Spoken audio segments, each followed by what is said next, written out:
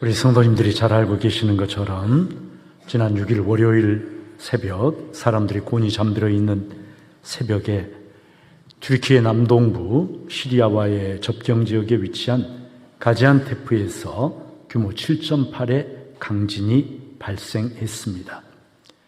7.8의 강진이라고 하면 정말 저와 여러분은 상상이 안 되는 그런 강진인데, 튀르키예 역사상 최악의 강진이라고 합니다. 그리고 21세기에 들어와서 경험한 최초의 최악의 강진, 그것이 바로 튀르키예 이번 강진이라는 것이죠. 성도 여러분, 바울 사도의 1차 선교 여행의 주무대가 다 이 튀르키예입니다. 소아시아, 튀르키예. 그리고 요한계시록에 나오는 소아시아의 7교회가 위치한 땅이 다 이 튀르키예예요. 성경과 관련해서 보자면 사도행전의 일부가 바로 이 튀르키예를 배경으로 하고 있고요. 에베소서, 갈라디아서, 에베소서, 골로새서, 빌레몬서, 디모데 전서 후서, 베드로 전서 후서, 요한계시록, 이란 성경이 모두가 튀르키예를 배경으로 하고 있는 성경들입니다. 오늘 성경은 15절에 즐거워하는 자들과 함께 즐거워하고 우는 자들과 함께 울라라고 말씀을 합니다. 우리가 한자어로 표현한다면 어떤 말이 되겠습니까? 동고, 동락, 이렇게 표현을 할 수가 있을 것입니다. 하나님의 말할 수 없는 은혜로 구원받은 사람들, 값없이 의롭다 함을 얻고 천국 백성이 된 우리들은 이 땅에서 어떻게 살아야 마땅한가? 바로 그 질문을 던지면서 성경이 우리들에게 제시하고 있는 답이 오늘 말씀이에요. 즐거워하는 자들과 함께 즐거워하고 우는 자들과 함께 울라 말씀합니다. 즐거워하는 자들과 함께 즐거워하면 여러분, 우리의 경험상 어떻든가요? 그 즐거움이 막 더 풍성하게 되죠.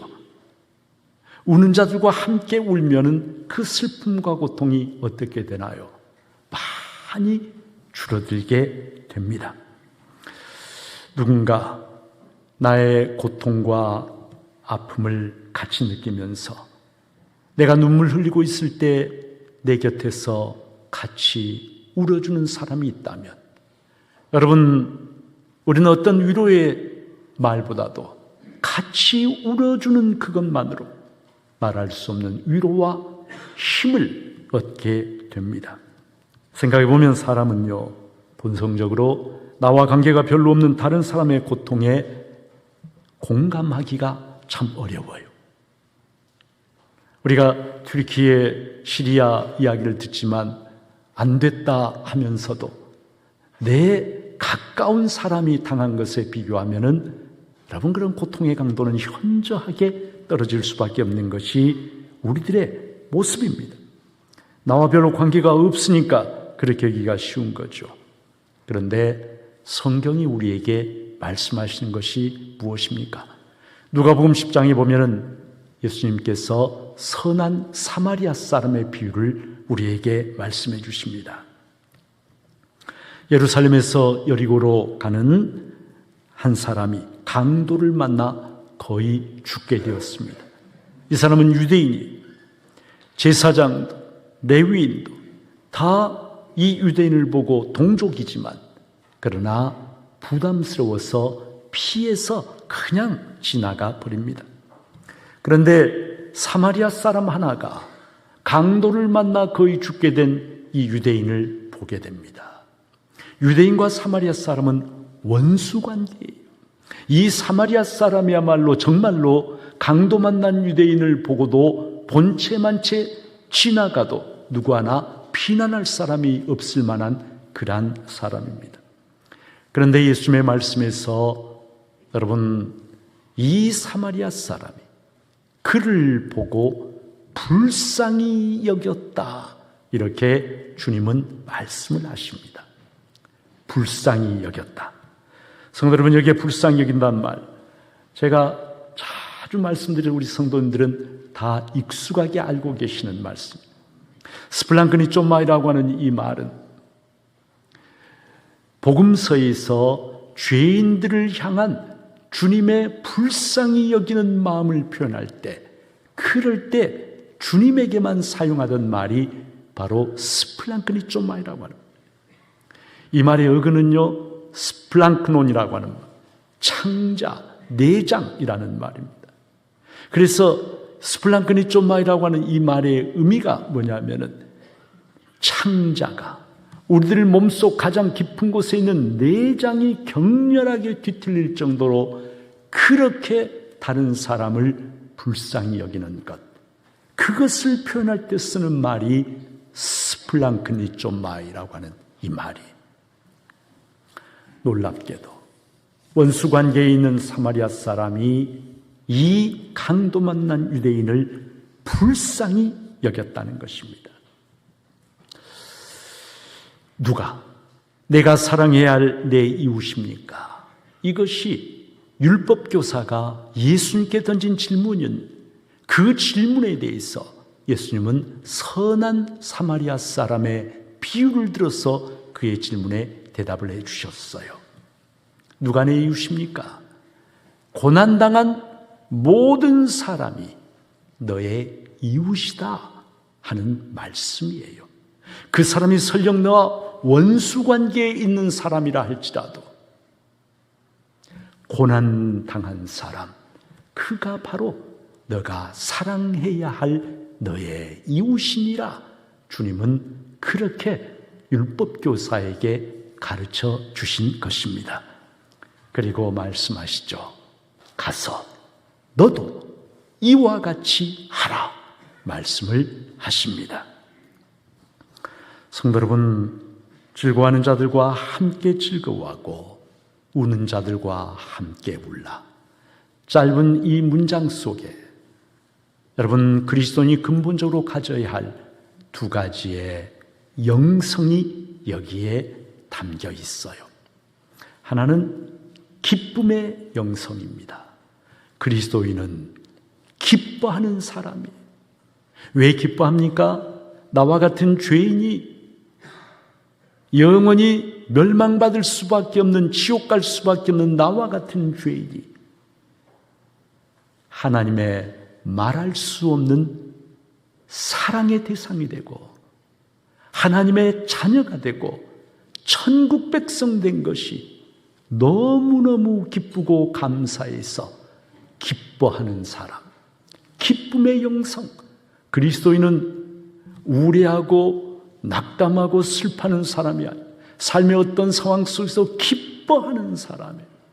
성도 여러분, 바로 내가 하나님의 말할 수 없는 사랑의 대상임을 깨닫고 기뻐하는 그 사람만이 다른 사람의 기쁨을 진심으로 같이 기뻐해 줄 수가 있는 거예요. 내가 기뻐하지 못하는데, 나에게 기쁨이 없는데, 여러분 다른 사람의 기쁨 정말 진심으로 기뻐할 수 있나요? 말이 되지 않는 것이죠. 기쁨의 영성.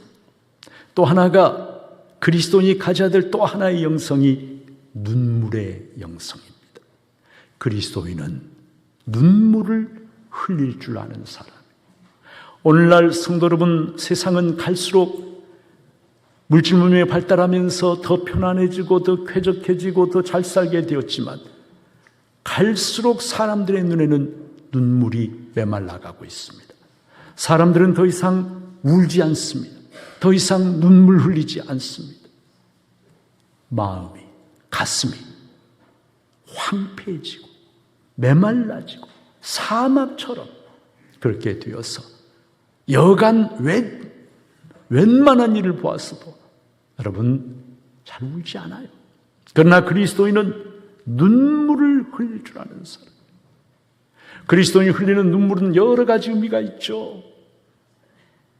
나와 같은 죄인을 향한 하나님의 그 은혜와 사랑이 너무너무 감사해서 감사와 감격의 눈물을 흘릴 수도 있고, 다윗처럼 죄를 짓고 하나님 앞에 회개하며 뜨거운 눈물 흘릴 수도 있고, 다른 사람의 아픔과 고통, 그것을 보면서 내 것처럼 안타까워서 스플랑크니 쪼마이 하면서 흘리는 그런 눈물도 있는데, 성도 여러분, 눈물이 메말라버린 그리스도인, 말씀을 들어도 아무런 감동이 없고, 다른 고난처한 성도를, 다른 삶을 보아도 마음에 아무런 느낌도 없고, 가슴이 눈물이 메말라버린 것처럼, 여러분, 그것처럼 안타깝고 비극적인 일은 있을 수가 없는 거예요.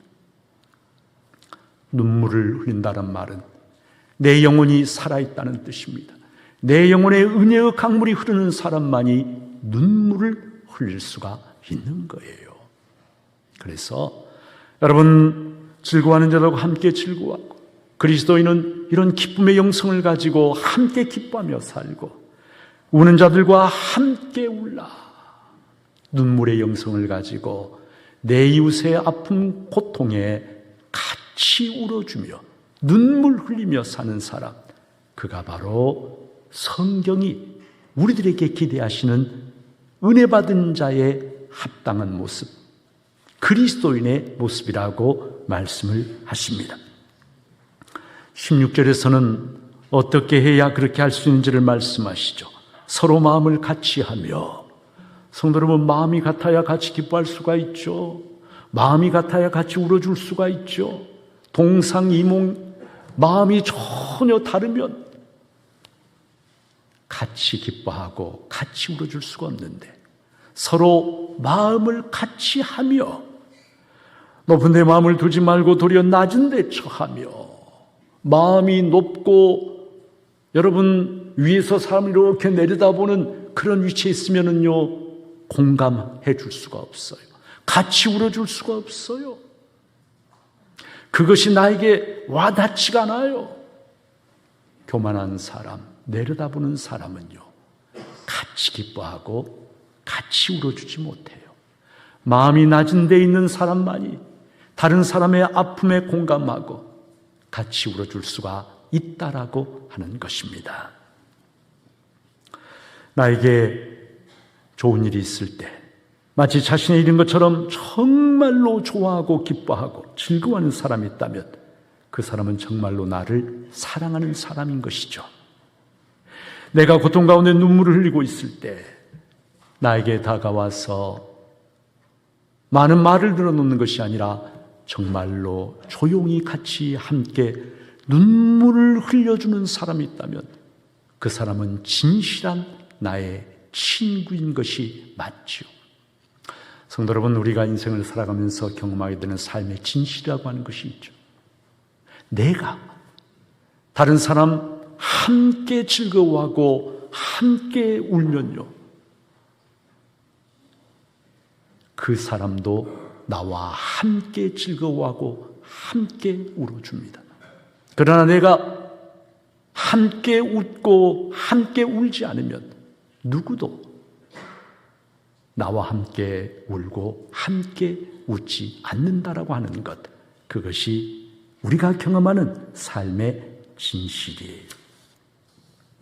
그리스도인은 함께 울어줄 수 있는 사람, 다른 사람을 향하여 긍휼의 마음을 가진 사람. 긍휼이라고 하는 한자를 이렇게 풀어보면 참 놀라워요. 긍자가요, 창모의 지금금자예요. 휼자는 마음심변의 피혈자로 되어 있어요. 긍휼이라고 하는 말을 파자에서 해석을 해보면 창에 지금 찔려서 생생하게 내 마음속에 피가 흐르고 있다, 그 말이에요.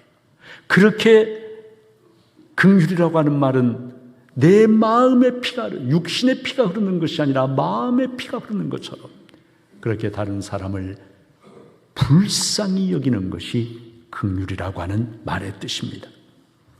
그리스도인은 이 긍휼의 마음을 품은 사람이라고 성경이 말씀을 하십니다. 언젠가도 제가 얘기를 드렸지만 오래전에 제가 연세대학교에서 박사학위 논문 심사를 할 때 제가 참 억울하다는 생각을 했었어요. 독일에서 1년 3개월 정말 모든 심혈을 기울여서 학위 논문을 제가 작성을 해서 연세대에 제출을 했는데, 그런데 5분의 심사위원 중에 한 분이 계속 의기장을 놓는 거예요. 나는 이 논문 통과 못 시키겠다고 하는, 다른 4분은 다 좋다라고 하시는데 한 분이 그래요. 근데 그것이 제 논문에 대한 정당한 학문적 평가에서 비롯된 것이라고 한다면 뭐 어떻게 하겠습니까? 제가 부족한 걸. 그런데 사실 그런 것은 아니었어요. 개인적인 좀 다른 사감이 있어서 그러신 거예요. 그러니 제가 1년 3개월 동안 정말 심혈을 기울여서 자나깨나 그 하나를 붙잡고 쓴 그 논문이 너무나 어처구니 없게 취급당하는 것을 보면서 제가 너무 괴롭고 억울해서 견딜 수가 없었어요. 집에 돌아와서 말 그대로 제가 통곡을 했습니다. 아내가 곁에 있으면서 아내도 뭐라고 하지 못하고 그냥 같이 울기만 했어요. 통곡을 하면서 제가 결심을 단단히 했어요. 여러분, 제가 비교적 온건한 사람인데 때로는 과격할 때가 좀 있어요. 그때 제가 뭐라고 결심했냐면, 어떤 일이 있어도 비굴하게 비를 맞춰가며 학위를 구걸하지는 않겠다. 내가 지금까지 공부한 모든 책 내 불태워버리고 앞으로 내가 붕어빵 장사하겠다. 그렇게 제가 결심을 했어요. 아내와 함께 여보, 이제 우리 붕어빵 장사합시다. 그리고 통곡을 하고 있는데, 그런데 갑자기 너무나 뚜렷한 선명한 한 음성이 제 마음속에 들려오는 거예요. 그냥 그런 생각이 들었다 그것이 아니라 너무나 선명한 음성으로 저에게 들려왔어요. 뭐라 그러냐 하면은, 억울한 일을 당했다고 통곡하고 있구나. 지금까지 억울한 일을 당한 다른 사람을 위해서 이렇게 울어본 적이 너의 인생에 단 한 번이라도 있었느냐? 그런 음성이었어요. 억울한 일을 당한 다른 사람을 위해서 너의 인생에 지금까지 단 한 번이라도 이렇게 울어본 적이 있느냐? 정신이 번쩍 들었습니다. 그리고 생각해 보니까 이 세상에 피눈물을 흘리는 억울한 사람들이 얼마나 많은데, 그런데 아무런 힘이 없어서 어디 하소연조차 하지 못한 그러한 사람들이 얼마나 많은데 단 한 번도 그들과 함께 울어주지 않은 네가 이러한 억울한 일을 당했다고 통곡을 하고 있구나. 제가 그 사실을 생각하며 제가 정말 마음이 아팠어요. 다른 사람들 인생, 다른 사람의 그 피눈물과 억울함, 고통을 전혀 헤아리지 못하고, 저는 그때까지 교회에서 지원해 준 장학금을 받으면서 편안하게 공부에 매진했고 연구에 매진했고, 그런데 단 한 번도 억울한 일을 당하고 피눈물을 쏟고 있는 삶의 손을 잡고 뜨거운 눈물을 흘려본 적이 없는 내 인생이 얼마나 가난하고 메마른 인생인가. 제가 그것을 그때 깨달았습니다. 그리고 정말로 부유한 사람은, 돈이 많은 사람, 그런 사람이 아니라 다른 사람의 아픔에 진심으로 공감해 그러면서 많은 사람들 함께 울어주는 사람, 함께 기뻐해주는 사람, 그가 바로 진짜 부자라고 하는 사실을 그때 제 인생은 그때 참 가난하고 메마른 그런 인생이었던 것이죠. 제가 책을 읽다가 언젠가 지금은 세상을 떠나신 법정 스님의 책을 읽다가 충격을 받은 적이 있어요. 류시와 시인이 편집한 살아있는 것은 다 행복하라 라고 하는 그러한 책인데, 그 책에 보면 이런 이야기가 나옵니다. 이 류시아 시인과 법정 스님이 산속 오두막에서 함께 며칠을 지냈는데, 그때 보름달이 휘영청 이렇게 건너편 산에 떠올랐어. 이 시인과 스님이 함께 그 달을 바라보며 기도를 올렸습니다. 나중에 이 시인이 스님에게, 스님, 그때 보름달을 바라보며 무엇을 기원하셨습니까? 이렇게 물었어요. 그때 법정 스님이 이렇게 대답을 했다고 합니다. 살아있는 모든 것들이 다 행복하기를 기원했습니다. 우리는 그저 내가 사랑하는 사람들, 내 가까이 있는 사람들, 그들의 행복만을 기원하지만 이 스님은 그것이 아니라 살아있는 모든 것들, 생명을 가진 모든 것들, 저 숲속 산속에 있는 작은 다람쥐 한 마리, 풍뎅이 한 마리까지, 미물까지 생명을 가진 모든 것들이 다 행복하기를 기원했다. 그 글을 읽으면서 참 스님의 마음이 맑고도 넓구나, 그런 생각을 제가 하면서 제 모습이 참 너무나 부끄럽게 느껴졌었어요. 사랑하는 성도 여러분, 성경이 말씀하십니다. 즐거워하는 자들과 함께 즐거워하고 우는 자들과 함께 울라. 주님이 이 땅에 오셔서 죄인인 우리들과 함께 즐거워, 함께 식탁의 교제를 나누시고 함께 대화를 나누시고, 그리고 때로는 우리를 위해서 함께 눈물을 흘려주신 분, 그분이 바로 우리가 믿고 있는 예수 그리스도이십니다. 함께 즐거워하고 함께 우는 것, 그것은 바로 예수님의 마음이고 하나님의 마음입니다. 그 하나님을 믿는 우리가 내 이웃의 고통에 무관심하게 더 이상 내 영혼의 눈물의 샘이 흐르지 않는 그런 삶을, 메마른 삶을 산다면 그것이야말로 하나님의 자녀에게는 참으로 어울리지 않는 그러한 모습이 될 것입니다. 바라긴 우리 성도님들, 내 주위를 한번 이렇게 둘러보세요. 내 주위에 혹시 남 모르게 눈물을 흘리고 있는 그런 사람은 없는가? 내가 다가가서 손잡아주고 그리고 껴안아주면서 함께 울어줄 사람, 그런 사람은 없는가?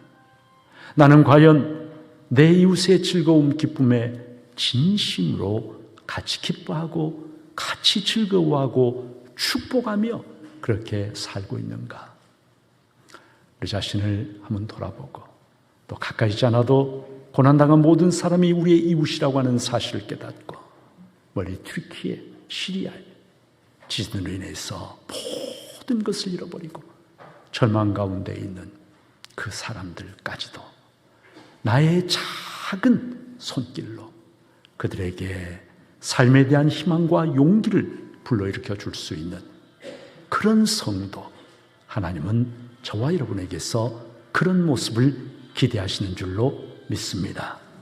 바라기는 우리 중부의 모든 성도님들이 즐거워하는 자들과 함께 즐거워하고 우는 자들과 함께 우는 복된 하나님의 백성이 되어지기를 주님의 이름으로 축복합니다.